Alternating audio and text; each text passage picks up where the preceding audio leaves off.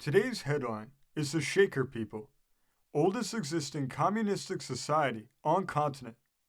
The subheadline says, something of their origin and beliefs, numbers are now dwindling away and their lands passing into other hands.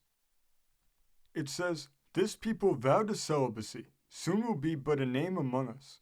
Their numbers and property are fading away. Just the other day, valuable Shaker lands in Pennsylvania were parted with, a significant action. The Shakers are the oldest existing communistic society on this continent. Statistics of churches in the United States for 1903 give the number of members of the Shaker Society as only 1,000, a mere handful. 15 Shaker churches are recorded for that year. It was back in 1774 the Shaker pilgrims sought the stern and rock-bound coast of America, not like those other pilgrims remaining near shore, but making settlement farther inland. The first small company stayed for a while at a place about 7 miles from Albany, New York, but later the church was established at New Lebanon, which became the common center for members in various parts of the country. A woman, Mother Ann, was the leader that brought the Shakers to America. The Shakers were not one of the many new faiths originating in our land of newness, for on European soil they had beginning.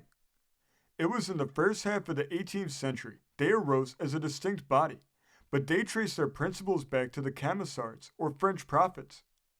In 1705, free members of the sect labored to spread the faith in England, and ere long had a goodly following there. In 1747, a society was formed, with no particular creed, but the profession that members would be led as the Spirit of God should direct from time to time.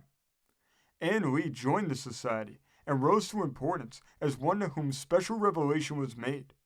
As their spiritual mother, she was uniformly addressed as Mother Ann.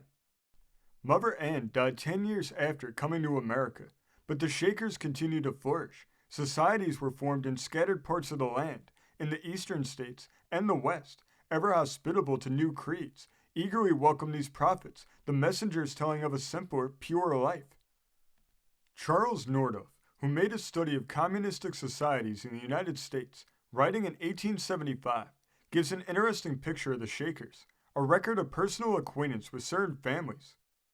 At that time, there were in this country 18 societies scattered over 8 states, each society containing several of the so-called families. A family, a distinct commune. At that time, they owned about 100,000 acres of real estate. Agriculture was the base of the industries of the family, though other avocations were as a rule united with that of farming. The Shakers wore a uniform style of dress, had a generally uniform style of house architecture, were pronounced spiritualists, looked upon themselves as the only true church, in which revelation, spiritualism, celibacy, oral confession, community, non-resistance, peace, the gift of healing, miracles, physical health, and separation from the world are the foundations of the new heavens. The Dictionary of the Faiths of the World gives in brief this information regarding the society. The Shakers consist of 3 classes. 1. Those who unite with the society in religious faith and principle, but do not enter into temporal connection with it. Believers of this class are not controlled by the society as to their property, children, or families. 2. Those who join one of the families, stipulating to devote their services freely and without pecuniary compensation to promote the common interests of the family to which they belong. 3. Those who enter into contract and covenant to devote themselves in their services with all they possess to the service of God and the support of the institution forever, stipulating never to bring debt nor damage, claim nor demand, against the society, nor against any member thereof, for any property or service which they have thus devoted to the uses and purposes of the institution. A number of the communities desiring equal good for all that has died. This article was written by Kate Fair.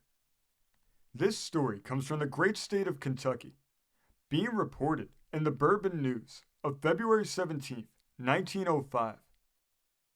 Thank you for joining us today. If you want to continue to uncover all of America's lost and forgotten history, then remember before you leave to hit the subscribe button, hit the notification bell, and remember to like and comment below.